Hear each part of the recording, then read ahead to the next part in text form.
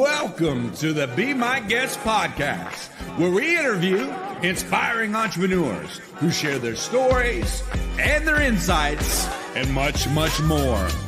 You made a great choice tuning in today to the Be My Guest podcast. Welcome and enjoy the show.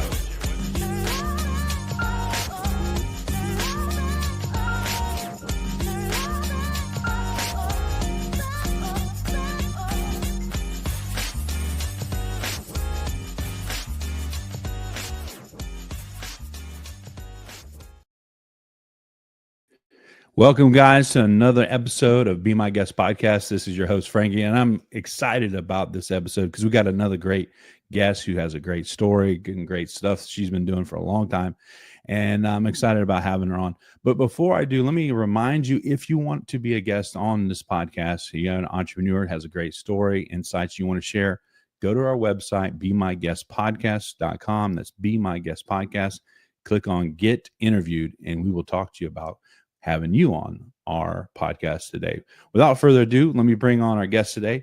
Rayse, how you doing today? I loved having you on. Finally, we get to connect and have you on the show today. Thank you for coming on. Awesome. Thank you so much for inviting me. How are you? I am doing wonderful. By the way, did I pronounce your name right? Rayse. Rayse. Okay. I wanted to make sure I did that because we haven't actually talked in person over online many times, but never in person. So thank you again for coming. Why don't you take a moment, if you can, and maybe share who you are, what you do, and how you got started. Absolutely. Again, thank you for the opportunity to be on the Be My Guest podcast. Appreciate it. So a little bit about me. I actually started my entrepreneurship journey 7 years ago. It was like around this, like January 2018. But it was more like by accident, right? Unfortunately, I was in a situation financially. I had just went through my divorce from my first husband. My son was diagnosed with autism in 2017, and I filed bankruptcy in 2017. So like, I always tell people, like, one of the worst, the year that you don't want to repeat again, that was, and obviously I was also diagnosed with depression, anxiety, because I was going through so much financially, just trying to make ends meet. I remember still to this day, sleeping on an air mattress in an empty house because I had sold all the furniture just to try to maintain the mortgage. So I kind of ran into this by accident because I was trying to get my finances in order. Obviously, there was no much money to budget. There was no way to eliminate debt because I was living paycheck to paycheck. But my credit score also was very low, 514 credit score. And I was trying to kind of transition into maybe I should get an apartment and not sell the house and maybe rent the house. And I had a rude awakening when they were trying to charge me like 3 months rent to move into an apartment. I'm like, well, I could just put that into my mortgage. And so I said to myself, there's got to be a way. So anyway, long story short, I found a stranger on social media that was advertising credit repair. I've never met him, never knew him. I just saw him pop up on my social media. He was from Tampa, Florida. I said, hey, I'd like to meet with you. And he introduced me to this concept of the credit repair and debt elimination and budgeting and the financial aspect, but also the opportunity to be able to help others. Obviously, at that time, I was like trying to help myself because I had to get myself out. But it wasn't until 3 months later that I saw big results. I was able to see my credit score go up 196 points. And I started to realize that as I was having the conversation of like, I found something, that people were more open to talk about it. I don't think that credit is a conversation that we talk about with our friends or family, especially if it's bad. I don't think I ever had a credit conversation with a friend or a family member. To be honest, it was probably just something I discussed with like a significant other, my husband at the time. And that's when I started to realize what a big, gap there was, and started to realize there was 73 million people that needed that. So anyway, I started just sharing my story.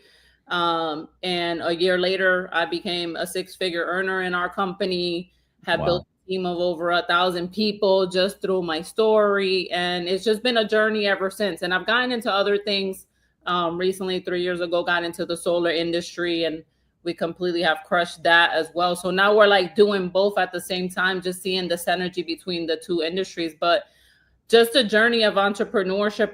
I never thought I would be doing this if I always worked a 9 to 5 job, banks. I've done it all, right? Banking, life insurance, all the kind of customer service and things that I could do. But I never thought that I would be where I am today in the entrepreneurship journey and now helping others. My biggest passion is helping others and women specifically too find another way, Yeah.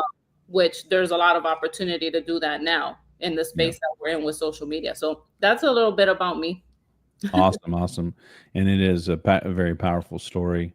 Let me ask you this. When you jumped into this, I guess, I don't know if you did it full time right away or over time, but whenever you did do it full time or as you were starting to build it, what was some of the first challenges that you saw or what you faced? Absolutely. As I was building this, I was building it part-time.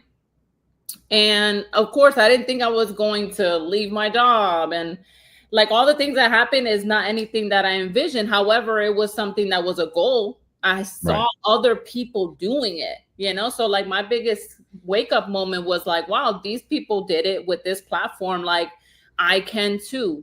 So that's like the biggest thing that woke me up is seeing other people do it. And I'm like, okay, well, maybe I could do it too. But initially I'm like, hey, if I could just make an extra $500 a month extra. Like, what can I pay my car insurance, just helping a few people here and there. So that was me starting. But again, I started to see the vision. I started to make that in a week because then I was kind of growing and having the conversations and continuing to get a little bit more passionate about it.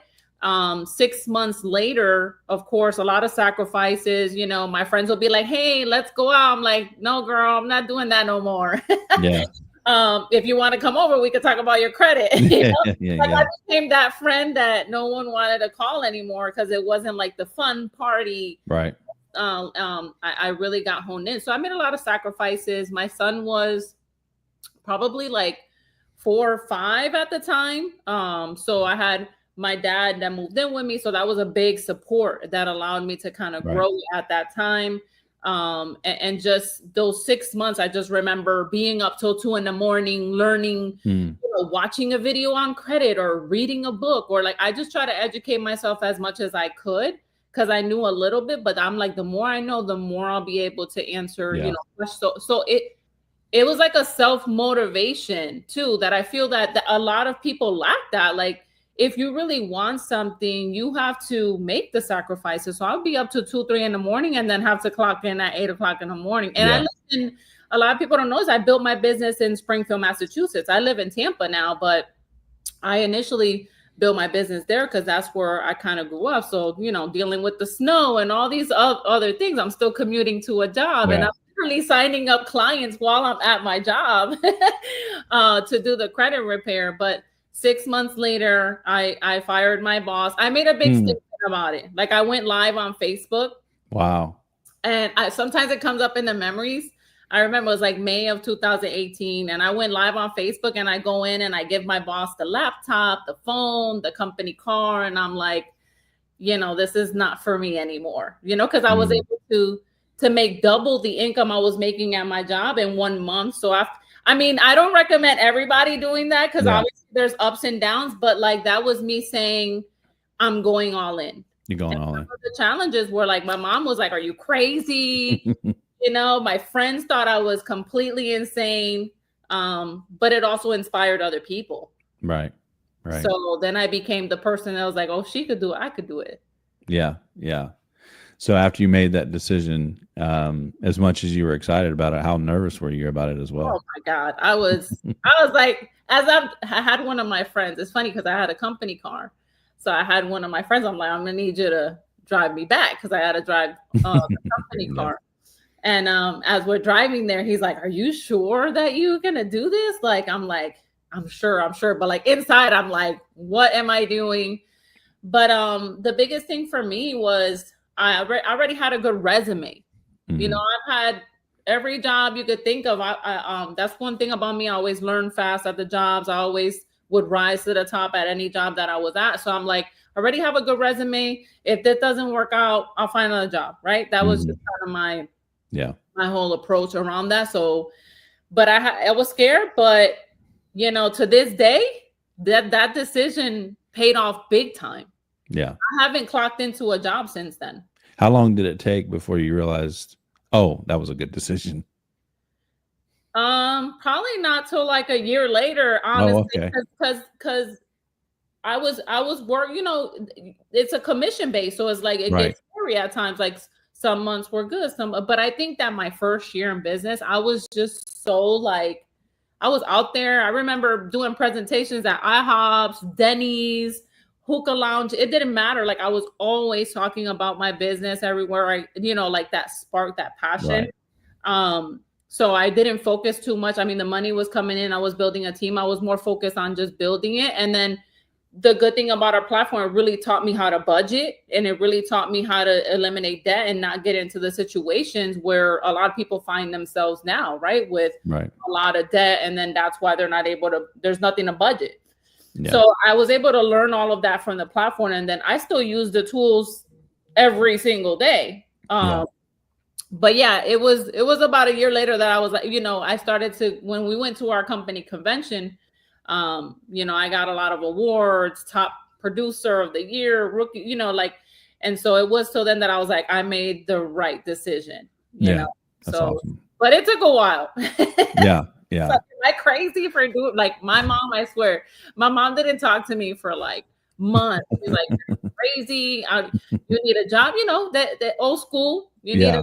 a job, things like that. So yeah, it was pretty interesting. I mean, I'm with you. Like most of my family growing up, every solution to a financial situation was get a job or get another job. It's like Yeah, that's not the only answer sometimes, right? So I get you on absolutely. that. So Absolutely. as you went into this journey of taking this leap, you know, did you start seeing people like kind of follow and get a little more deeper as far as being a part of your team and getting really committed? What was that like to kind of see people like say, hey, I'm going with you? It was interesting because at the it start like I remember starting doing events at like a hookah lounge, I gotcha. um, because they offered the space for free, blah blah blah. So I was just trying to like get my way in. It's funny to look at those flyers now, by the way. 7 years, I'm like, what the heck was I doing? I was Yeah. just ignorance on fire. But I start, two people would come in. Next thing you know, they were like, oh yeah, I like what she's doing. And then those two people would bring two people the next week. And it just started to grow. And I just kind of started to find my tribe, right? The Yeah. tribe of I like, think I saw just real quick. I think I saw a post you made recently about like your first event only had like two people or something like that. yeah, yeah, Tell us about that. literally my first event had like two people. I don't even remember if anybody signed up from that one. But I know that one of the girls that's still with me to this day, she was at like the second or third one. And then on like my fourth or fifth one, I found another one of my top leaders who went all the way to vice president with me. And we've been riding for a long time. So it was those little seeds. Like to this day, I still have some of those same people that are still on the team, still believe in the vision. But it was interesting because like my friends that know me like for a long time, they're like, girl, that's you. That's always been you. Because I've always been the friend to like try to help. And, Right. I've always been the one to find a solution. Like, okay, there's a problem. Let's find a solution. So my friends actually weren't shocked. They were like, this is you. You know how people say this, I Yeah. can't do that, but you can kind of thing. Yeah. My friends were like, girl, that's all you. And so I started to be like, oh, okay. Like I was always really social and always was, when I went out, my friends would make fun of me because I always made new friends in the bathroom, like I've Mhm. always been that kind of person. So it was interesting to see like, oh, they're following me for the vision they're seeing, and then seeing them have the results. It was different. Yeah. I had to get used to me. I just created a culture of like, we're family. Right. We would be at my house on the weekends. We would do barbecue. We became like a family. And I think that culture is what really exploded us. Like our kids, we would go to each other's birthdays. So it became kind of like this whole thing. Mhm. It was, yes, we're part of a vision and a mission, but I consider everybody on my team a family. Right. What do you tell, maybe a team member that is trying to take some leaps like you did, but yet finding some things that really are, challenges? What what do you recommend for them? How you got through some of those? I'm sure you mentioned some of the ups and downs. What do you mention to them or try to coach them with? I think the biggest thing for me and learning in this journey is setting the expectation with people. Like, you could see me where I am now 7 years ago and want that tomorrow. But the reality is it's taken 7 years, right? So, when they're going through those periods, it's like consistency. Like, my biggest thing, I have it like on my signature on my email, like, consistency is better than perfection. You don't have to be perfect. You don't have to be as knowledgeable. You just have to show up every single day. And from what I've seen, mentoring and coaching, wow, like we've mentored and coached probably over 5,000 to 7,000 people. Wow. And what the common thing is when things hit the fan, for not using that word, right, they just stop. It's like, no, I'm not posting today. I'm not talking to nobody today. And that can go on for one day, but the guilt of not doing it one day ends up being a week and ends up being a month. And next thing you know, everything that they built is gone. Mm-hmm. And so I've kind of coached people to, like, you think I don't go through stuff? Like, right. I know that it all looks good on Facebook, but like, I go through stuff. Nobody would ever know it unless you're in my bubble. Yeah. Because my business my business doesn't care what I'm going through. Right. My agents, the team, the people that signed up with me, the people that gave me money, all that, they really don't care what you're going through. They just care about what you're providing. So that's the biggest thing. It's just consistency and showing up. So when I find that some of my people are in that rut, it's just like, look, I've been there. I've been where, like, I won't sign up anybody in a week, or like no one's responding and leaving me on red. But I've also been on the other side of that. I've also been where, like, 3 months later, I can't catch up on the messages and the people and everything going on. So it just really takes, especially in this season right now, Frankie, to be honest, like, this season right now is holidays, right? Nobody's thinking about fixing their credit and their finances. In fact, next month, they're going to get in more debt. Yeah. You know what I'm saying? Like, that's how I look at it. So the biggest thing is, like, how do we play that to our advantage? Like, let's try to catch people now before they go putting all these gifts on credit cards next month and then end up in a worse situation in 2025 and further away from their goals. So it's just kind of taking them from that, pain in the moment to, like, hey, this is where you could be 3 months from now. Yeah. 2-part question for you. What makes you good at, with the kind of business you're in, you're recruiting constantly, you're coaching constantly. What makes you in your mind good at that? And then 2, where do you think that comes from? I think what makes me good at it is that I went through it. Yeah. So I think it's like the hero story, right?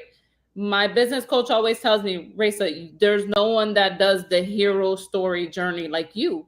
So if somebody in my position is in a dark place, I've been there.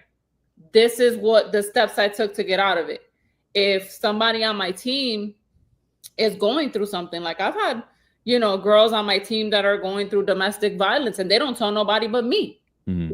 So then I'm carrying that. Or I have girls on my team that can't, are homeless in shelters, or, like, you know what I'm saying? Like, these are the kind of people that I'm dealing with. So it's like, okay, I've been there. I've been at the bottom. So I think I think that's one of my biggest gifts is being able to say, look, I came from the hood. If you know where I'm from, Springfield, Massachusetts, that is the hood. And these are the steps that I did to get here. But in any situation, you talk about in a relationship situation, in a divorce situation, in bankruptcy, and being a mom, an autism mom. So I think you attract your tribe, and then you're like, this is what I did to turn that around. Right. So it's just the storytelling. Obviously, I think that's one of the biggest skill a leader has to have, is being able to tell that story. Yeah. Where do you think you got that drive and passion to help people? I think that it comes from a place of being young and wondering why are we going through this and why are we in this position? So, and I didn't have this realization until probably a few years ago, to be honest. Mm-hmm. So for me, it's like when growing up, I saw my mom struggle, right? Always working, struggling, but my mom was a CNA. I saw my mom do exterminating. I saw my mom do every job that you could imagine. My mom did bus driving. And so I'm like, dang, mom works hard, yet we're still struggling. We still live on housing. I've been in shelters with my mom. I've been in the food pantries with my mom, food stamps. But what I realized recently is that I'm like, why? Why did we, like, was it that mom didn't have opportunity? Was it that she didn't have the mindset? Was it that she just didn't have financial literacy? So those are the kind of things that I started to awaken in me. And I'm like, I think there was opportunities. I'm like, Mom, you could have done Mary Kay. Like Mary Kay at your time was like, now it's a little bit. I hope nobody watching this. But back then, I'm like, Mom, you could have killed it, right? So I feel like Tupperware, right? These little network marketing companies that really played. Your mom could have been driving the pink Cadillac, right? I remember Mom going to taking me to living room. We call them PBRs, private business receptions, right? Now our business, but. Looking back, I'm like, I remember being at those where they would be like, hey, we'll give you a free $50 Tupperware if you come. You could raffle and in those rooms. So I do feel the opportunity was there. I feel closed-minded. Again, always get a job. Don't believe it. Like skeptical, right? That mindset a little bit. And then the other part is not having the financial literacy, right?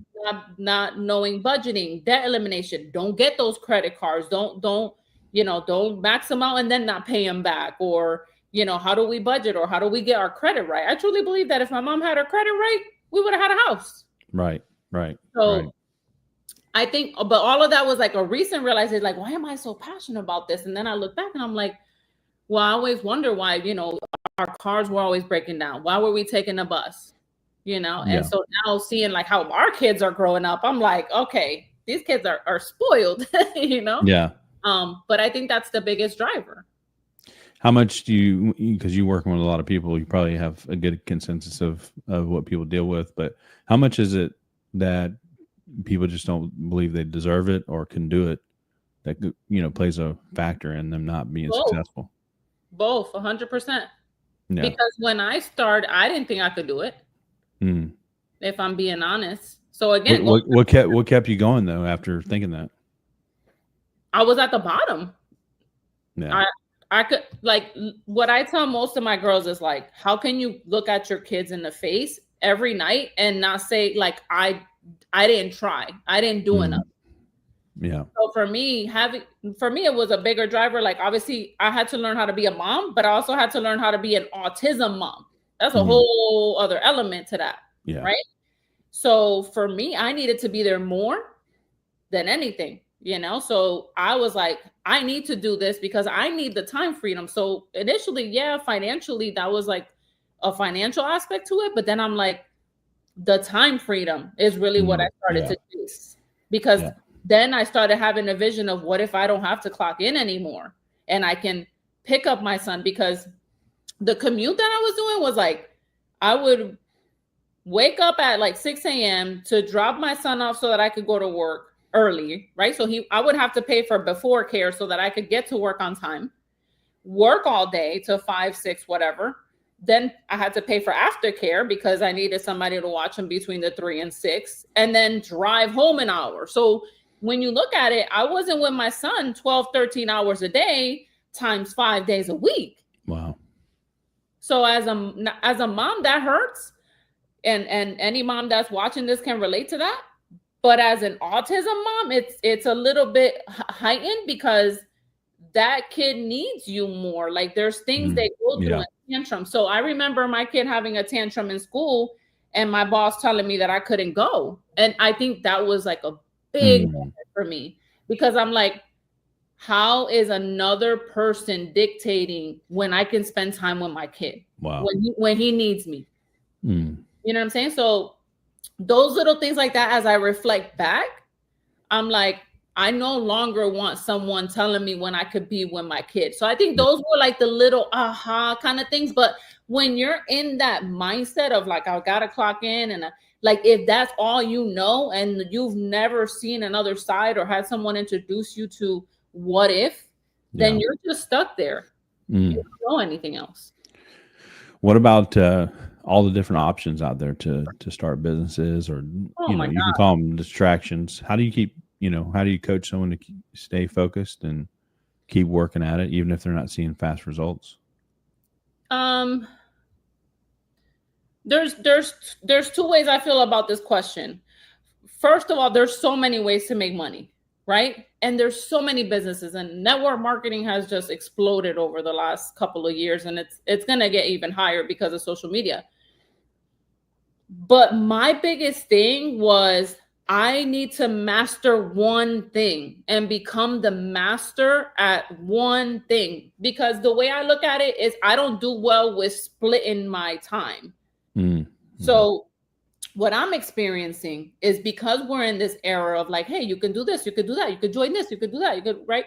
What I'm experiencing now with my team members is something along those lines, where they want to do this, but they want to be travel agents and they want to do life insurance. And I'm like, I love the ambition, but if you're not having success in one, right, you're not going to have success in the others, because you haven't learned the fundamental skills of consistency.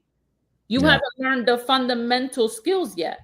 So for me, that was one of the biggest things when I started, because think about it. We've been pitched everything in the book the last 7 years, me and my husband.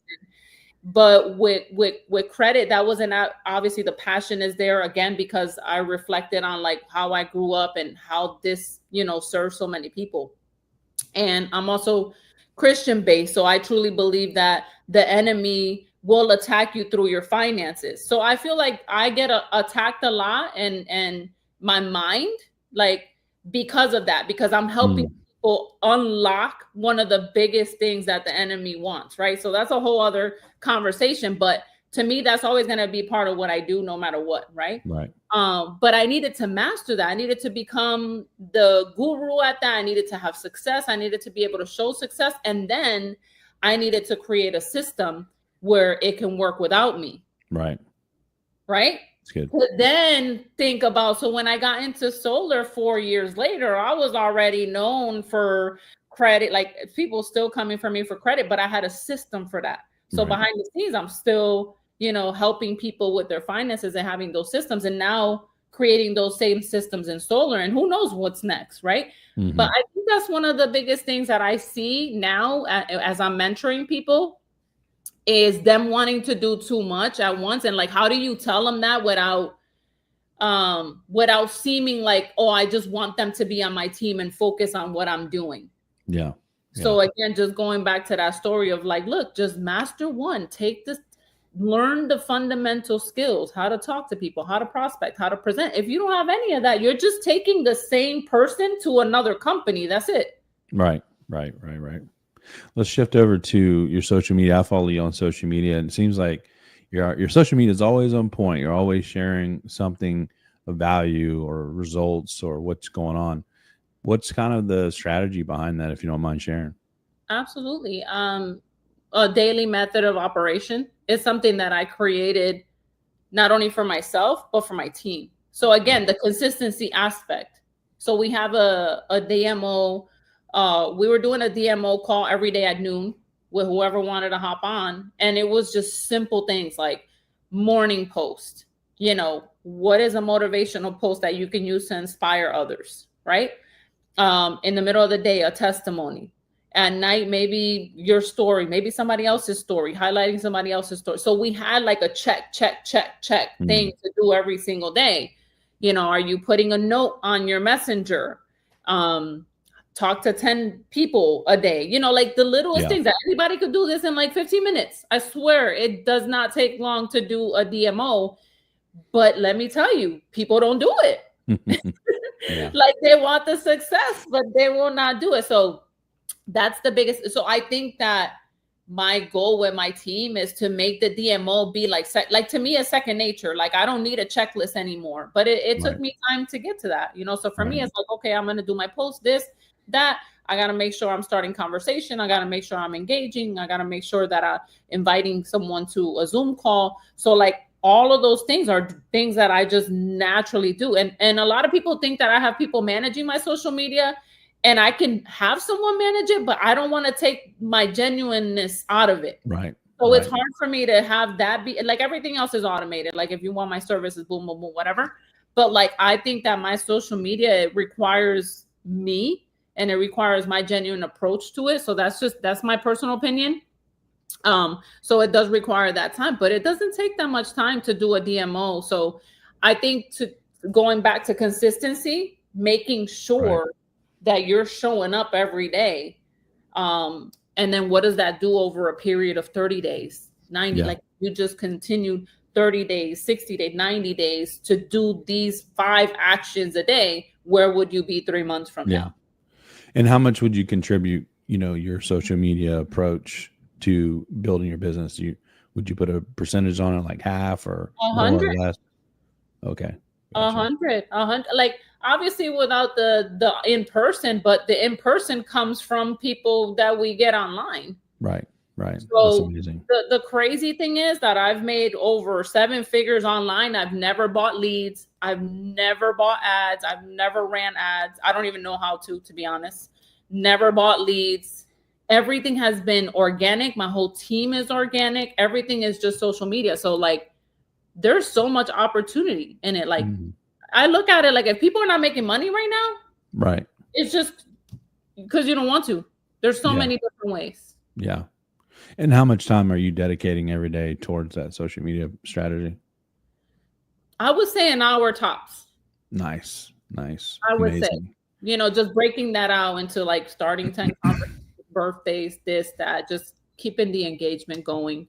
But if you really sat down to do a DMO where you're like consistently doing your posts, your note, reaching out to 10 people, inviting 10 people to an event on Zoom tonight, those little things, they don't take more than 5 minutes each action. You know what I'm saying? So, but then here's the thing, is getting off the platform and doing activities that are income producing. What people do is they get stuck and they'll go watch reels, right? They'll get caught up in the social, watching other people commenting, things that don't make money. So I try to really train the team, like do your DMO, but hop out.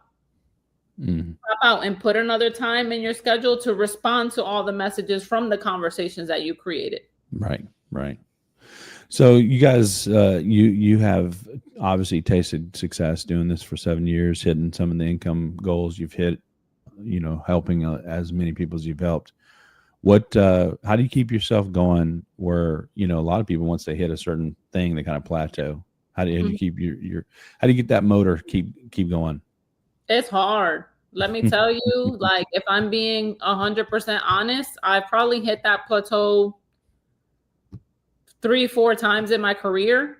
And honestly, I have been going through it recently because we went through the transition of solar to then transition back into credit, and then now transition to trying to do both, which I already told you I don't do well with that split.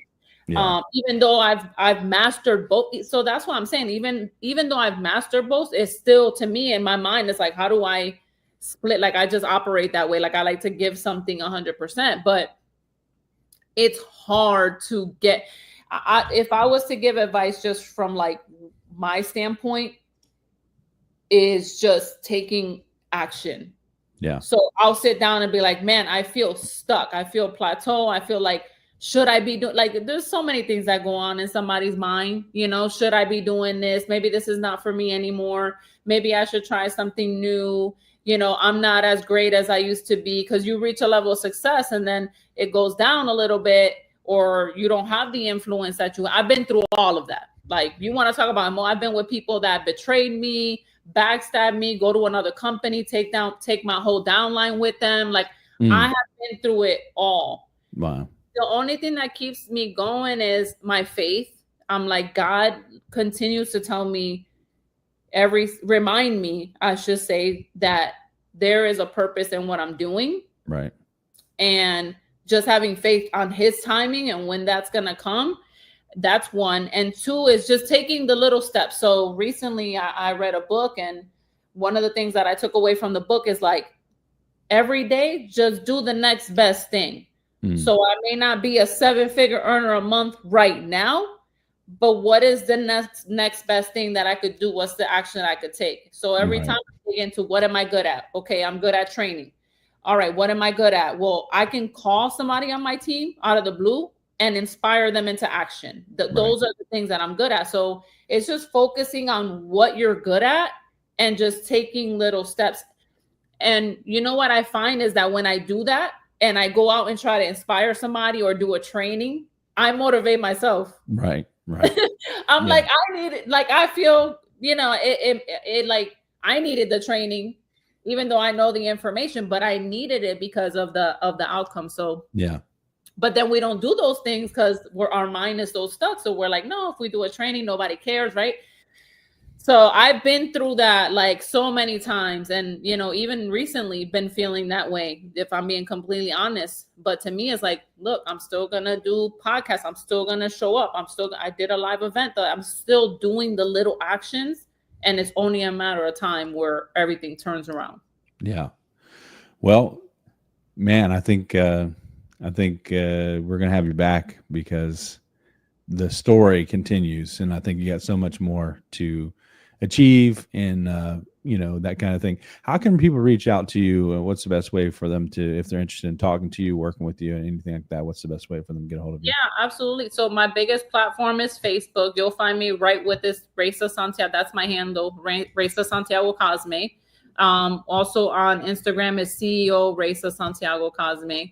To reach me, I basically have a phone number, 813-803-6138. You can text that number. It'll come right to me, and we can talk, whether it's business, credit, finance, or anything like that. But yeah, that's pretty much how you can reach me. I appreciate you having me. Again, what was the number again? I'm going to put it as a banner here. 813-803-6138. 6138. Let me flash that across the bottom so everybody can have that. Cool. Make sure if you want to get a hold of her, give her a call, text or call. I'm telling you, she's got a passion to help people. I've seen it myself, even through the social media, etc. And by the way, you got a great team now with your husband now, and you guys have been doing some great things. So look forward to it. So get him on the podcast. Yeah, we got to have him on as well. Look forward to having you back so we can talk more. Maybe we can do a workshop next time and help some more people. Right? So I would love to. Thank you so much. All right. Just 1 second here. Okay. You've been watching Being My Guest podcast. Thanks for tuning in. If you want to be a guest on our podcast, go to BeMyGuestPodcast.com. That's BeMyGuestPodcast.com.